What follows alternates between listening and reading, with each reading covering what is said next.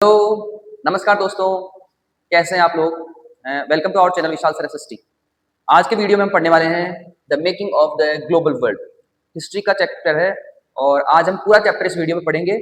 CBSE ने इस chapter में से बहुत सारे पोर्शन जो है डिलीट कर दिए हैं और कुछ एक पोर्शन स्टार्टिंग के चैप्टर में रहे हैं। उन्हीं टॉपिक्स को हम जो है आज यहाँ डिस्कस करेंगे। तो शुरुआत करते हैं the making of the global world की। ग्लोबल वर्ल्ड की अगर हम बात करते हैं दोस्तों, तो हमने ग्लोबल वर्ल्ड जो है वो वर्ड ग्लोबल जो है वो बना है ग्लोब से। ग्लोब मतलब मॉडल ऑफ द अर्थ, और इसी ग्लोब का मतलब क्या है कि हम जो है जितनी भी कंट्रीज हैं इस वर्ल्ड में वो सारी एक दूसरे से किसी न किसी तरह से कनेक्टेड है और उसे ही ग्लोबल वर्ल्ड कहा जाता है। तो अगर हम बात करेंगे making of the global world की हिस्ट्री में, तो हिस्ट्री जो है उसमें एंशियंट टाइम से यानी प्री मॉडर्न वर्ल्ड से अगर आप देखेंगे तो सारे कंट्रीज क्या थे, एक दूसरे से कनेक्टेड थे। तो वो किस तरह से कनेक्टेड थे उसकी बात करते हैं। Pre modern world, pre modern world में क्या था, human societies were interlinked with each other, यानी कि जितनी भी सोसाइटीज थी वो अगर आप बात करेंगे Asia, Europe, Africa, south America, north America, तो ये जो अफ्रीका है, अफ्रीका और एशिया जो है कहीं ना कहीं एक दूसरे से पहले भी कनेक्टेड थे। चाइना एशिया से कनेक्टेड था, एशिया जो है वो अफ्रीका से कनेक्टेड था। और उस वक्त की जो प्री मॉडर्न वर्ल्ड का मतलब है, जो सिविलाइजेशंस उस वक्त डेवलप हुई थी, वैली सिविलाइजेशंस, वो एक दूसरे से कनेक्टेड थे, तो इंटरलिंक्ड थी वो एक दूसरे से। कैसे थी? Travellers, traders, pilgrims, priest travelled for knowledge, opportunities and spiritual fulfilment. Travellers का मतलब है कि अलग अलग कंट्रीज से, अलग अलग देशों से जो है ट्रेवलर जो है वो दूसरे कंट्रीज में ट्रेवल करके गए। जैसे फाइयान, हैंसांग इंडिया में आए थे, ठीक है। वैसे ही बहुत सारे जो अलग अलग कंट्रीज के जो ट्रेवलर थे वो दूसरे कंट्रीज में जाते थे ताकि वहां से उनको क्या मिले, नॉलेज मिले। कैसी नॉलेज मिले? स्पिरिचुअल नॉलेज मिले, ठीक है। उसके लिए वो ट्रेवल करते थे। ट्रेडर्स जो थे वो भी ट्रेवल करते थे। ट्रेडर जो है ट्रेडिंग के लिए करते थे, बिजनेस के पर्पज से जो है सेल करने के लिए, इंपोर्ट और एक्सपोर्ट के लिए एक कंट्री से दूसरे कंट्री में ट्रेवल करते थे। पिलग्रिम्स का मतलब है कि जब हमें पता चला कि किसी दूसरी जगह पर, जैसे चार धाम होते हैं इंडिया में, हिंदुओं के जो है स्पिरिचुअल जो प्लेस जो है प्लेसेस हैं, ऐसे ही जैसे हज यात्रा होती है, वैसे उस वक्त भी लोगों को लगता था कि कहीं पर कोई अच्छा ऐसा स्थान, ऐसी जगह है जहाँ पर हम उसको देखने जा सकते हैं। तो उस पर्पज से, तीर्थ यात्रा के पर्पज से भी जो लोग हैं वो ट्रेवल करते थे एक जगह से दूसरी जगह पर।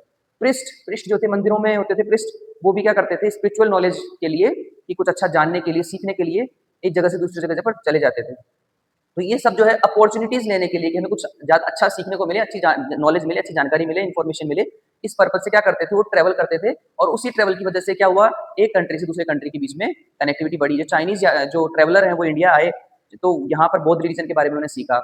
जब क्रिश्चियंस इंडिया में आए तो क्रिश्चियंस ने जो है वो भी यहाँ पर आकर अपने रिलीजन को उन्होंने स्प्रेड आउट किया। तो ये सब जो है अपनी अपनी नॉलेज को दूसरों को देने के लिए और दूसरों से नॉलेज लेने के लिए एक जगह से दूसरी जगह पर क्या करते थे, ट्रेवल करते थे। अब इसके साथ साथ वो क्या करते थे, अपने साथ लेकर जाते थे गुड्स। यानी जब कोई ट्रेवल करेगा तो अपने साथ में सामान तो रखेगा ही, और जो ट्रेडर है वो भी क्या करेगा, वो गुड्स को इंपोर्ट और एक्सपोर्ट करेगा। तो अपने साथ वो चीजें भी लेकर जाते थे, साथ में पैसा, मनी भी लेकर जाते थे। तो यहाँ की करेंसी दूसरे कंट्री में जाती थी, दूसरे कंट्री की करेंसी किसी दूसरे कंट्री में जाती थी। जैसे कोडीज पहले यूज की जाती थी चाइना में, इंडिया में। तो वो जो कोडीज हैं वो अफ्रीकन जो सिविलाइजेशन जब वहां पर जो है जो फाइंड आउट की गई, तो जब वहां पर देखा तो वहां पर वैसी कोडीज मिली जैसे इंडिया में या चाइना में जो है मिली थी। तो इससे कहीं ना कहीं आइडिया लगा सकते हैं आप कि वो जो कोडीज करेंसी थी ना, वो ट्रेडर्स अपने साथ वहां पर लेकर गए।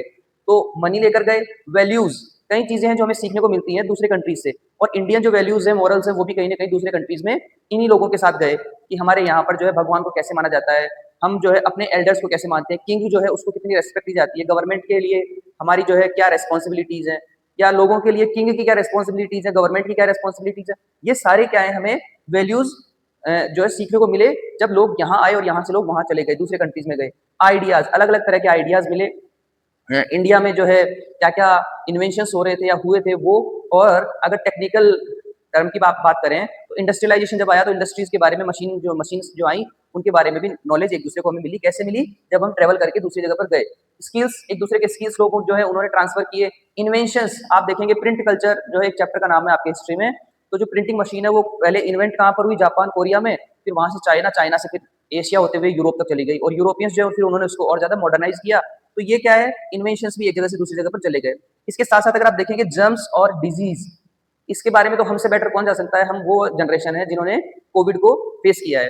तो कोविड जो है वो भी कैसी डिजीज थी, जो एक जगह से दूसरी जगह पर लोग गए और उनके साथ में वो जर्म्स, वो जो वायरस है वो चला गया। तो ऐसे ही उस वक्त, उस टाइम पीरियड में भी जो जर्म्स थे, डिजीज थी, जो लोग बीमार होते थे, कहीं पर स्पेसिफिक बीमारियां होती थी जहां पर वहीं उसी उसी एनवायरमेंट में उनको हुई, लेकिन बाद में जब वो लोग ट्रेवल करके दूसरी जगह चले गए तो वो बीमारियां उनके साथ में वहीं दूसरी जगह भी चली गई। तो इस तरह से ये सब चीजें क्या हुई, ट्रांसफर हुई प्री मॉडर्न वर्ल्ड में।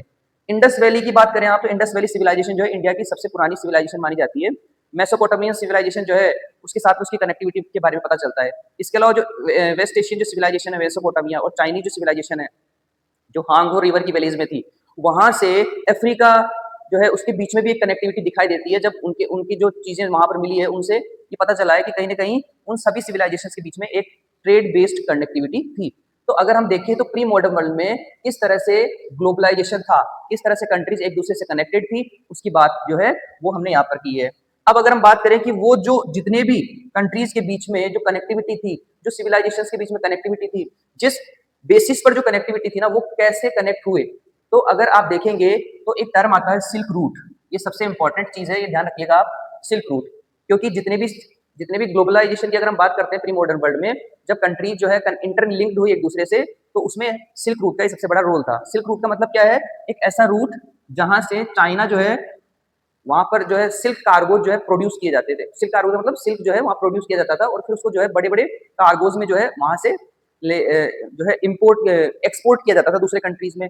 तो वेस्ट एशिया में और अफ्रीका तक वो उसको क्या करते थे, एक्सपोर्ट करते थे। लेकिन जब वो सिल्क वहां से जाता था ना, तब उस रूट को नाम दिया गया सिल्क रूट, क्योंकि जिस रूट से सिल्क जा रहा है तो सिल्क रूट नाम उसका रख दिया। लेकिन बाद में ऐसे बहुत सारे रूट बनाए गए, या ऐसे बहुत सारे जो है रूट हमने आइडेंटिफाई किए जहां से जो है एक नेशन दूसरे नेशन से कनेक्ट हुआ। अगर आप देखेंगे वास्को डी गामा जो है इंडिया आया था, ऐसे यूरोपियंस में डच फ्रेंच आपके इंडिया आए, और इसके अलावा यूरोपियंस अमेरिका भी चले गए। तो क्या किसी रूट से नहीं गए होंगे क्या, तो उन्होंने सी रूट का जो है वो यूज किया होगा। तो हिस्ट्रियंस जो है उन्होंने ऐसे बहुत सारे रूट आइडेंटिफाई किए हैं जिससे क्या हुआ है, कनेक्टिविटी हुई थी, लोग एक जगह से दूसरी जगह पर गए थे, चाहे वो लैंड से मान लो या फिर आप सी रूट के थ्रू मान लो। तो ये जितने भी रूट थे ना उन सबको भी फिर क्या नाम दे दिया हमने, सिल्क रूट ही कहना शुरू कर दिया। वो टर्म जो है एक यूज करना शुरू कर दिया। अब इस सिल्क रूट के थ्रू क्या क्या चीजें जो है ट्रांसफर हुई एक जगह से दूसरी जगह पर, तो सबसे पहला तो टेक्सटाइल, जो कि आपने यहाँ देख लिया। सिल्क रूट है ना, तो सिल्क क्या होता है, एक टेक्सटाइल जो होता है वही है। तो सिल्क जो है वो टेक्सटाइल ट्रांसफर हुआ एक जगह से दूसरी जगह पर। पॉटरी, पॉटरी का मतलब है कि जैसे बर्तन होते थे, या पॉटरी में और भी कई चीजें आ जाती है मिट्टी से बनी हुई, वो सारी चीजें जो है एक जगह से दूसरी जगह पर लोग उसको एक्सपोर्ट करने के लिए लेकर गए, या फिर वहां से लेकर आए अपने कंट्री में, तो वो पॉटरी भी आई। स्पाइसेस, स्पाइसेस जो है अगर आप इंडिया में देखेंगे तो इंडिया जो है सबसे बड़ा जो है प्रोड्यूसर माना जाता है स्पाइसेस का। तो यहाँ से स्पाइसेस कहाँ गए, यूरोप में गए। यूरोपियंस के पास में इतने स्पाइसेस को नहीं जानते थे। ब्लैक पेपर, काली मिर्च जिसको बोलते हैं, वो इंडिया से ही यूरोप तक गई। तो ये जो है स्पाइसेस जो है एक जगह से दूसरी जगह पर गए।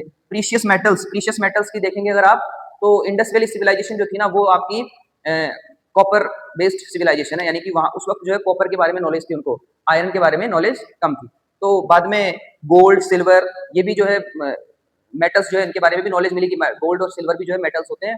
तो जब वो मेटल्स हुए, उनके जो ऑर्नामेंट्स बनाए गए, जब उनके उनसे जो है ज्वेलरी बनाई गई, या जिस तरह से भी उनका यूज किया गया, वो मेटल के बारे में एक सिविलाइजेशन से दूसरे सिविलाइजेशन को और एक कंट्री से दूसरे कंट्री को उसके बारे में नॉलेज मिली कि क्या इस तरह के भी मेटल्स होते हैं और इनका हम क्या क्या यूज कर सकते हैं। इसके अलावा स्पाइसेस और प्रीशियस मेटल्स के अलावा आपके क्रिश्चियंस, मिशनरीज, मुस्लिम प्रीचर्स, ये सब भी क्या हुए, इसी रूट से आए। इसी रूट से का मतलब है रूट तो अलग अलग है लेकिन नाम सिल्क रूट है, ठीक है। तो क्रिश्चियन मिशनरीज आए इंडिया में, वो किस लिए आए, अपने वो एक मिशन पे आए कि हमें क्रिश्चियन रिलीजन को और लोगों तक पहुंचाना है, लोगों को उसके उसमें रिलीजन को के बारे में इंफॉर्मेशन देनी है, जानकारियां देनी है।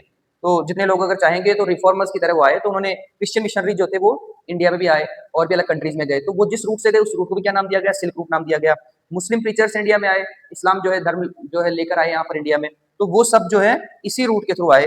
इसके अलावा अगर आप देखेंगे इंडिया में बौद्ध और जैन रिलीजन जो है वो भगवान महात्मा बुद्ध जो थे उन्होंने क्या किया, बौद्ध रिलीजन बनाया और रिफॉर्म किया हिंदू रिलीजन से। तो जब उन्होंने बौद्ध रिलीजन बनाया तो वो केवल इंडिया में ही एक लोकल एरिया में ही जो है उस वक्त था। लेकिन बाद में जब कनेक्टिविटी जब लोग एक जगह से दूसरी जगह पर चले गए ना, तो जो बौद्ध रिलीजन था उसकी जो नॉलेज थी, उसके जो आइडियाज थे, वो जो वैल्यूज थी, उनको भी दूसरी कंट्रीज में लेकर गए। जो स्पेशली अगर आप देखेंगे तो जो चाइना और जापान है उस तरफ इन आइडियाज को लेकर गए, और बौद्ध रिलीजन जो है पूरे वर्ल्ड में इमर्ज हो गया, सब जगह पर फैल गया। तो बुद्धिज्म जो है वो कहीं ना कहीं इसी रूट के थ्रू क्या हुआ, दूसरे कंट्रीज में भी फैला। तो ये सारे क्या है, वो चीजें हैं जो सिल्क रूट के थ्रू एक कंट्री से दूसरे कंट्री में गई।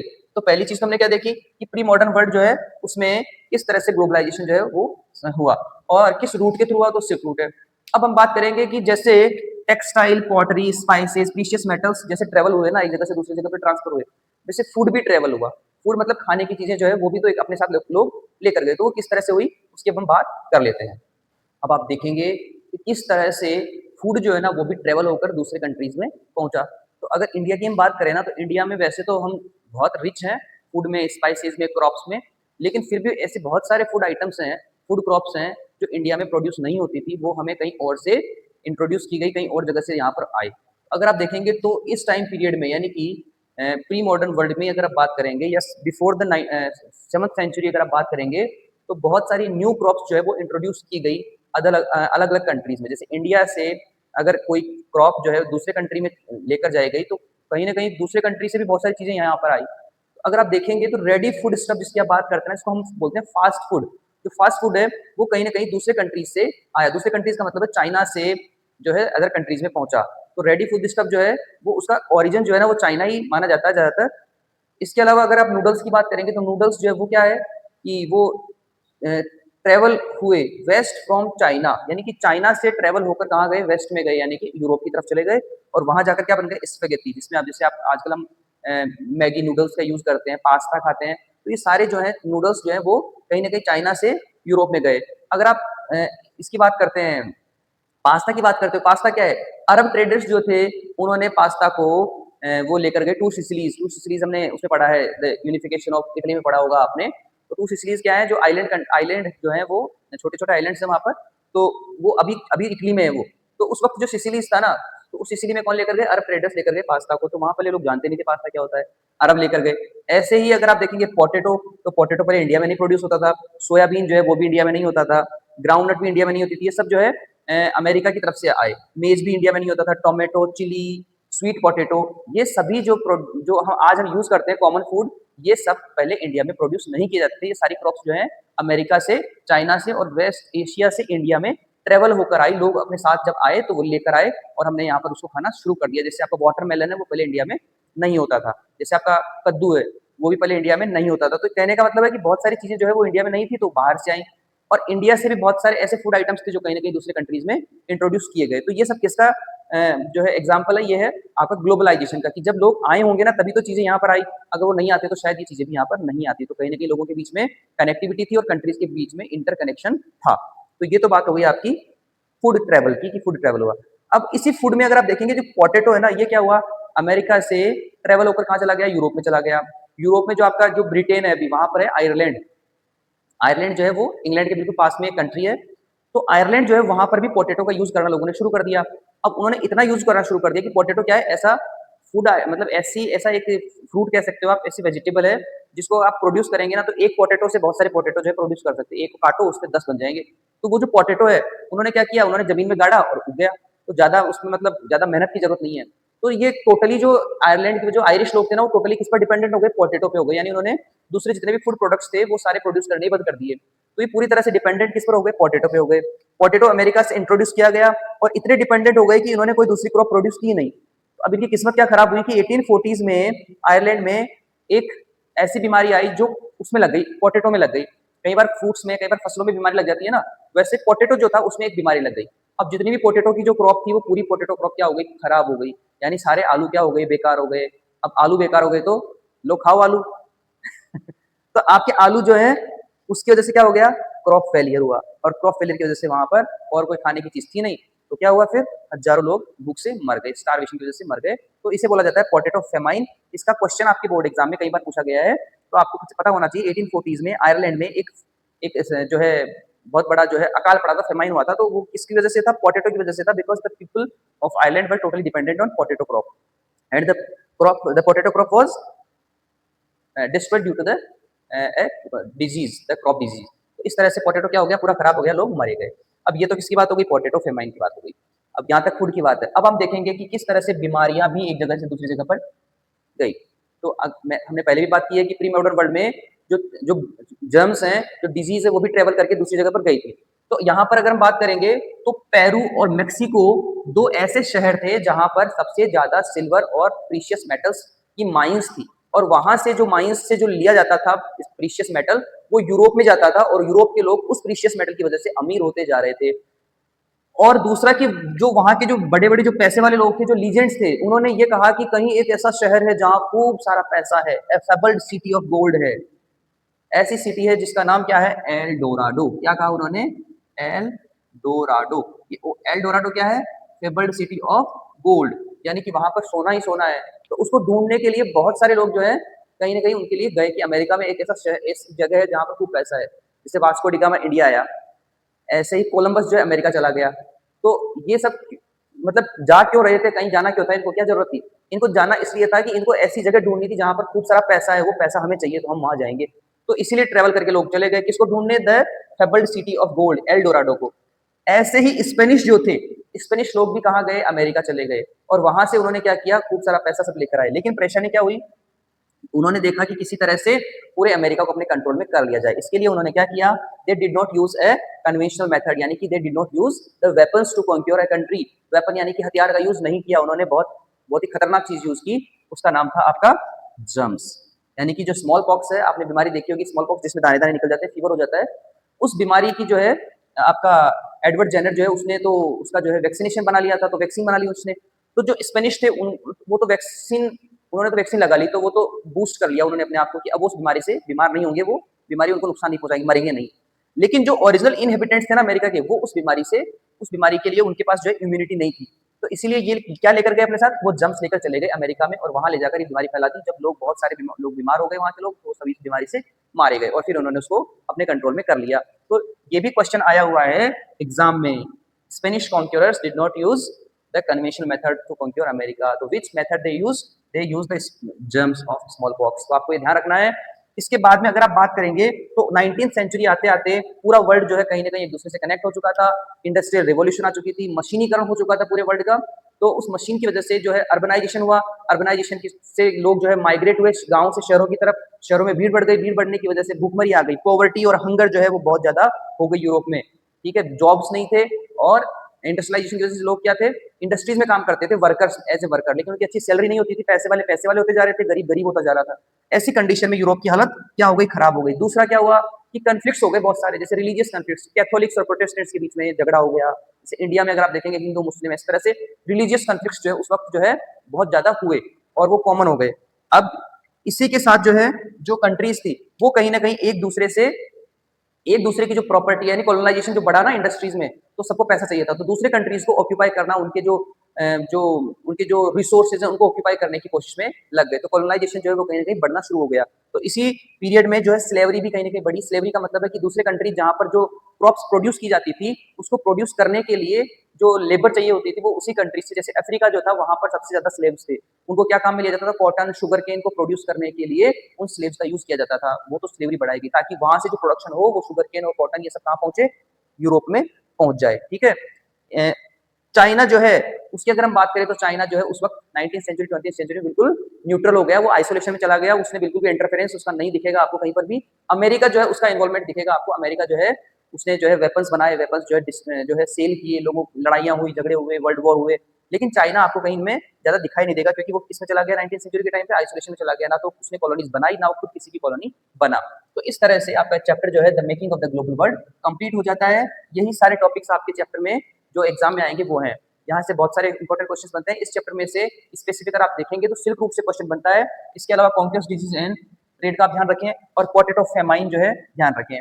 इसके अलावा अगर आपको कोई एक क्वेश्चन पूछा जाता है 1-2 मार्क्स का, तो वहां आपको ध्यान रखना कि कौन कौन से जो फूड प्रोडक्ट्स हैं वो ट्रेवल होकर इंडिया में आए, या फिर जो है नूडल्स, स्पेगेटी, ये ऑब्जेक्टिव क्वेश्चन बन सकते हैं। तो इस तरह से आपका चैप्टर कंप्लीट हो चुका है। आई होप कि आपको चैप्टर समझ में आया होगा। अगर आपको वीडियो अच्छा लगा है तो लाइक करिए, चैनल को सब्सक्राइब करिए, नए आए हैं तो बेल आइकन को भी प्रेस करिए ताकि आने वाली वीडियोस के आपको नोटिफिकेशंस मिल सकें। Thank you so much.